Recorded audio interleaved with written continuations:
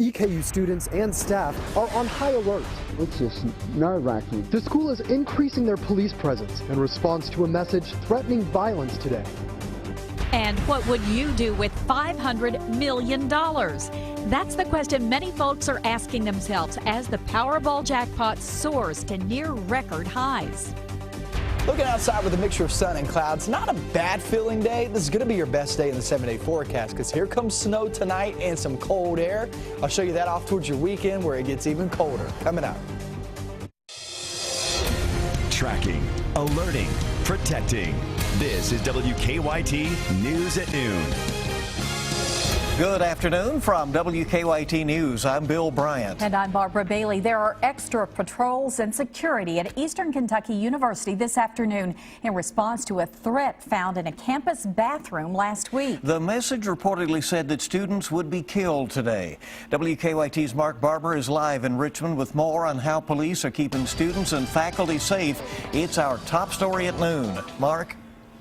Good afternoon, Bill and Barbara. EKU students are seeing patrol cars like the state trooper's car all across campus right now. Now, the good news this afternoon is that officials here are saying that no suspicious activity has been reported, but I am told that many students and teachers are still taking this threat very seriously, and they are not showing up to class or work. Tensions have been building at EKU since the threatening message was found in the Combs building last week. The message was written on a stall in the men's bathroom and said, quote, "Bringing gun to here, February 11th, dead students," end quote. You can't take it as a joke. It's a serious threat. Campus officials tell us they are taking the threat of violence very seriously. They have increased their police presence on campus with officers from Richmond and Berea. State troopers and deputies with the Madison County Sheriff's Office are also patrolling the campus. EKU plans to beef up their security tonight at the Alton Brown live performance at the EKU Center for the Arts and the basketball game against Morehead State University.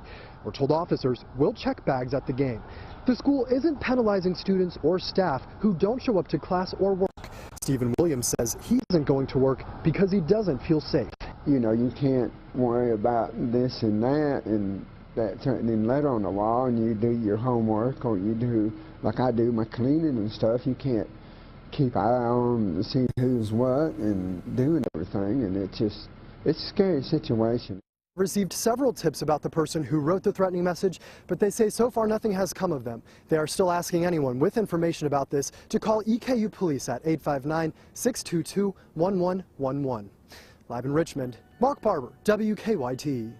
Mark, thank you very much. And authorities also say you can contact them as well using an anonymous tip form online.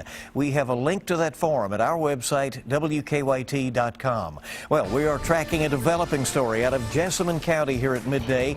The sheriff's office there has just told us they are investigating a missing persons case involving a mother and her 2 children. Deputies tell us 27-year-old Hope Boland was last heard from last Sunday. A family member reported her and her children missing Monday. At this point, investigators say they are not sure what happened to them. Boland was last seen driving a red 2-door 2001 Pontiac Grand Am. Interstate 64 is back open this midday after a crash involving a road crew.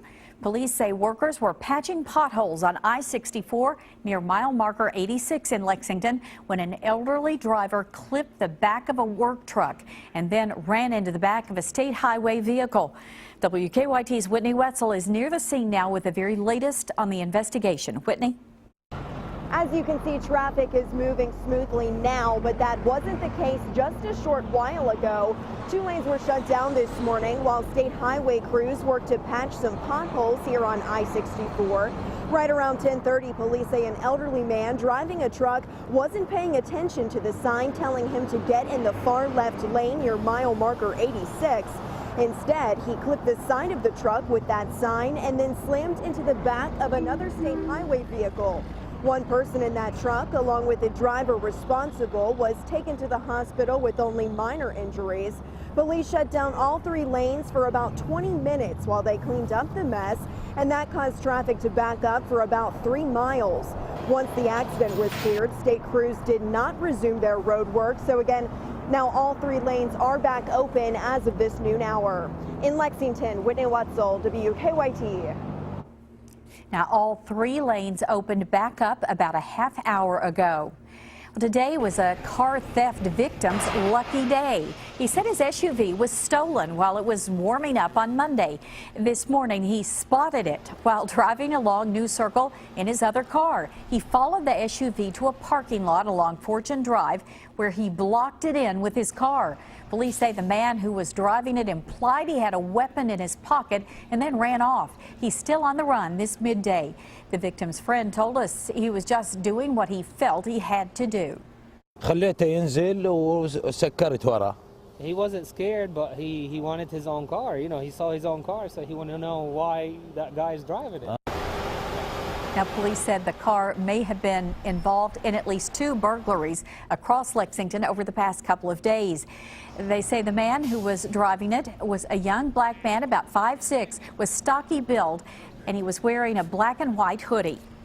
Well, if you have any plans outside, you might want to get that done today because winter weather is returning to the bluegrass. It's going to be very cold. We're seeing sunny skies, mild temperatures here this afternoon, but big changes are coming for tomorrow. WKYT meteorologist Micah Harris is live in our First Alert Weather Center. Micah? Hey, we're looking outside and seeing some mixture of sun and clouds. Now, as we get into the rest of the afternoon, hopefully we'll get a little bit more sunshine than what we've seen this morning, but it's looking really nice now. Now these clouds are starting to really break apart, and you'll see mostly sunny skies the rest of the afternoon. Let's go with temperatures, and we're at 32 degrees.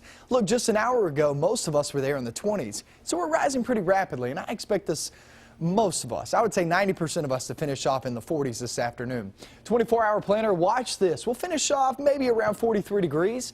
We stay dry. Now, going off into the night, that's a different story. I think the first flakes more than likely will fall before midnight, but the bulk of it comes when we're asleep. After midnight into the early morning hours, that will mean rush hour time. We'll see some problems, especially with those schools, delays, cancellations. We really have to plan for that. I'll show you how much we're expecting coming up in the next big forecast.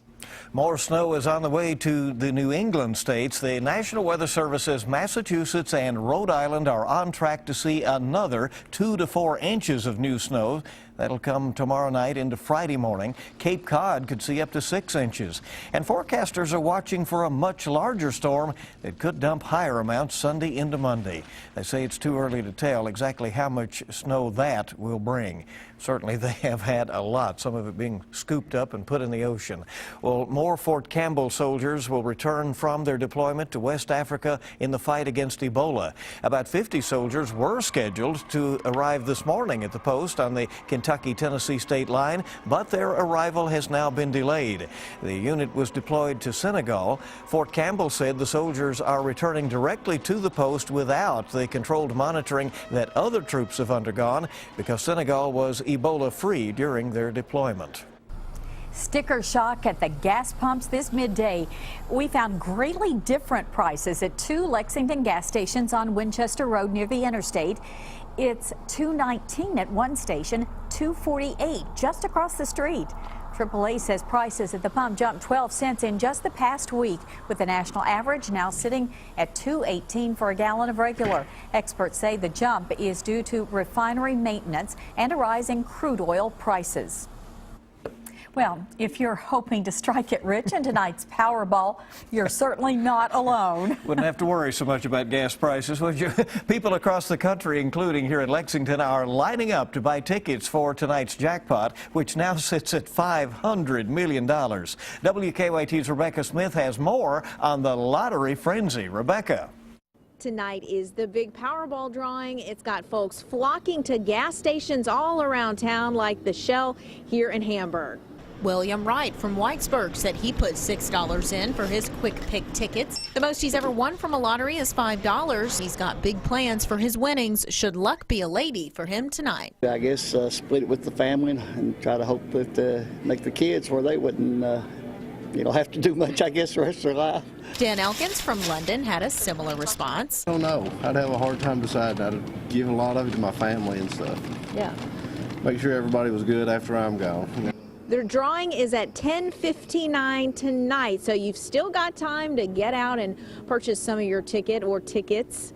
Now, we should mention that things really start to pick up, we are told, around lunchtime. Also, around the time that people are headed home from work. So if you're looking for lulls in the action, best bet to be between those times. In Lexington, Rebecca Smith, WKYT. All right, Rebecca, thank you again. The Powerball jackpot now stands at $500 million. Then that is the third largest in history. The largest jackpot was in 2013, and it went up to $590 million. It's still enough. It's still high enough. It's plenty to get some interest, isn't it?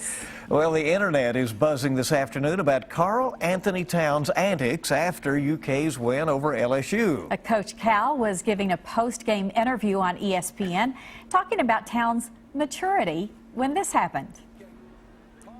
The freshman took the opportunity to pull off the perfect photobomb. It only lasted a few seconds, but it was long enough to catch the attention of the internet, including this memo from CBS Sports on Twitter of Towns photobombing the Statue of Liberty, the pyramids, and Neil Armstrong on the moon. All right. Okay, all right, kind of putting him in some different situations. Memes like that all over the internet this afternoon.